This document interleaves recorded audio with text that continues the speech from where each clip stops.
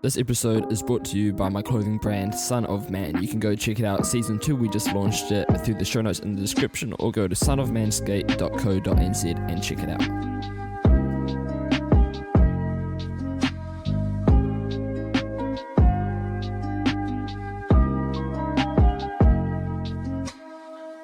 Hey guys, just quickly before we get into this podcast, I want to thank you so much for checking it out. If you could help me out though, I've been working really hard on this, and it would mean a lot to me if you could go and leave a 5-star review wherever you're listening to this, whether it be on Apple Podcasts, Spotify, or any of the other podcasting platforms. If you could leave a review, that would be absolutely amazing and mean the world to me. So go do that if you can, and anyway, let's get straight into the podcast. Hey, what is going on everybody, and welcome back to episode number 6 of the Son of Man podcast. Today we're going to be talking about why I no longer put a time on goals, no longer put a time frame. I've stopped putting I want to get this done by this time, and so that's what we're going to be talking about today. But I just want to preface this episode just by saying a lot of people say time related goals are a big part of goal setting, and basically, what I want to say is when listening to this sort of content, whether it's like self-help, whether it's about working out, whether it's about motivation, even marketing, there's all sorts of content that when you listen to it, you'll hear all sorts of different things from a whole lot of different people, and it can get confusing real quick. And so in terms of that, I think self-awareness is a very big and important thing. So I'm going to be talking about what's been working for me.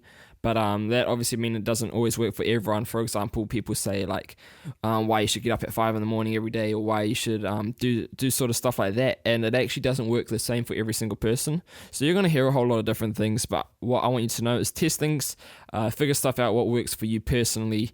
And I think that's the best way to go about these sorts of things. But anyway, without further ado, I'm going to be talking about what I've been learning about and what's been working for me. And so near the end of last year, the end of 2019, I actually got real into sort of personal development and all that sort of things. And obviously goals are a very big part of personal development. And I've always been a fan of setting goals. It's been something, who doesn't like setting goals, especially at the start of the year with New Year's resolutions and all that sort of thing. It's just fun to do. It's fun to think about where you want to be in a year's time. It's also, you just get real motivated. You get pumped on it. You're like, if I could read this many books, if I could...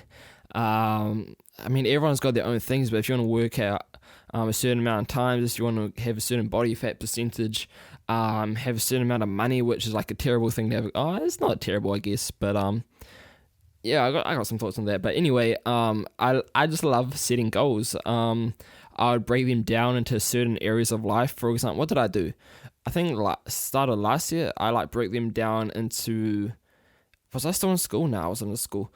But I remember when I was in school, I broke it down into I want to read this many books, I want to have this amount of money in a savings account, I want to invest a certain amount of money, I want to read a certain amount of books. Did I say that? I don't know. But I sort of broke it down into different categories of my life, like fitness, school, financial, and that was really interesting for me. I'm a big numbers person. I like analytics and that's not the word, analyzing things and sort of knowing percentages and all that sort of stuff. I always found that, not interesting is not the right word, but I'm like real into that, But for me, New Year's resolutions aren't they don't work too well for me. As I said, self-awareness is a big thing, and for me, New Year's resolutions aren't great. They're real motivating at the start, but just like everyone else, kind of flame out. Even if you last like a good couple of months, that's like a solid effort in terms of New Year's resolutions. And they just don't work for me long term. And so anyway, what I did this year, I hadn't figured this out by then, but I did do it actually a little bit differently. I decided just to choose 3 goals, and I was real big on that. I thought if I could make just 3 goals, keep them real simple, not set them too high, it should be sweet. And that's actually one of the things I learned from Bob Iger's book, which I talked about all in episode 2. So if you guys want to go check that out, you guys should totally go do that. But I just set 3 goals and keep them real simple. What I did a few months into the year to change it up as I started learning a little bit more, I didn't want to set them all just to get done by the end of the year, because it's real easy just to kind of give up and not really bother about it. So I actually put time frames on them throughout the year. So I think one was to get done even just by end of March maybe, and one was to get done by June, halfway through the year, just to make them a little bit closer and put a little bit more pressure on me. But what I noticed is that time putting a time on goals really isn't motivational for me. It is when I write the goals, but once they're written, like I could see a deadline like 3 months ago I said I was supposed to have this done by next week, but like when I'm actually in the moment, I'm like, I actually really don't care.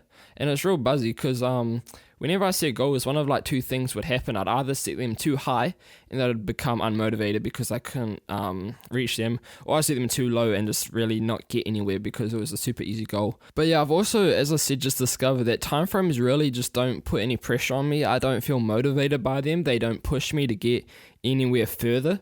And so I just kind of just scrapped them all, and I just feel way better instantly. If you're like, for example, if you have goals to get done by the end of the year, just keep the goal. The goal is great, have goals, but just don't put a time frame on them, because for me, it just doesn't work. And I just feel, as soon as I did that, I just felt way more motivated. I felt way less stressed about it. And I also just feel a whole lot more passionate about it. Like, I feel just so much more motivated to actually get this goal. And I have no idea when it's going to happen, but it's still a goal, and I'm still working. I might even be working harder towards it now. And when you put time frame on goals, you're also putting yourself in a situation where if something was to happen, for example, this coronavirus thing is obviously the obvious one to talk about, but even if you just get busy with something else in like another aspect of your life, something with your family, something that's even more important to happen, and you have to attend to that, and you should, but then it puts your other goals in a spot where you can't achieve them by the time frame you wrote, then all of a sudden you get unmotivated. You're like, oh damn, I'm not going to get it done by then. I might as well just not do it. And you go down that sort of dark spiral of just scrapping it all together just because you're not going to reach your goal at some specific time that you set at the start of the year. And everyone knows about SMART goals, and if you haven't, you should go look it up. It's like, I got drilled about it at school all the time. We learned about it basically in every class. But if I gave you one tip about setting goals, the biggest thing that motivates me, again, self-awareness, so it could be different things for you, but the biggest thing that motivates me the most is actually just having specific goals. Like, the easiest way to do this is to just have a number. And when I have a goal that's a number with no time frame, that's like a perfect goal for me. For example, I want to have more content on Instagram than a certain other clothing brand. That's like a goal I have that I'm trying to work towards.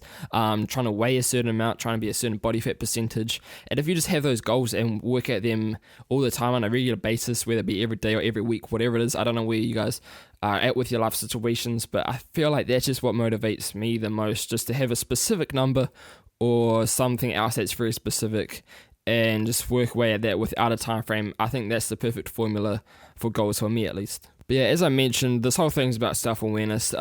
Different things are going to work for different people, so I just recommend you try some different things. Goals can be amazing, but they can also kind of just like do nothing if that's how you let them be. So try some stuff out, and I hope it works for you.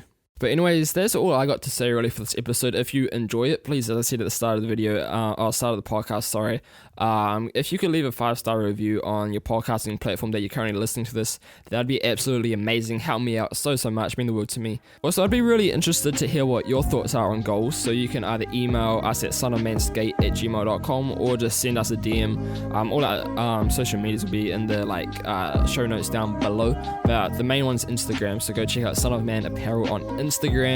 Anyway guys, I hope you guys enjoyed this podcast. I have 2 more coming out this week, so make sure to subscribe if you haven't already, and I'll catch you guys later. Peace out.